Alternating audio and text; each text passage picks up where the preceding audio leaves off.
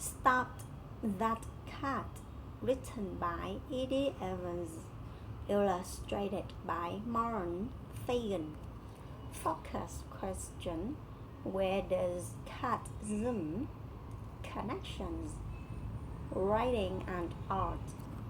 Why does cat need a long nap? Draw a picture and write a sentence. Use details from the book to support your answer.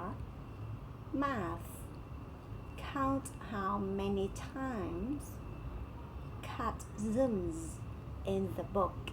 Share your answer with a friend. Cat zooms past the door. Cat zooms past the car. Cat zooms past the yard. Cat zooms past the fence. Cat zooms past the tree.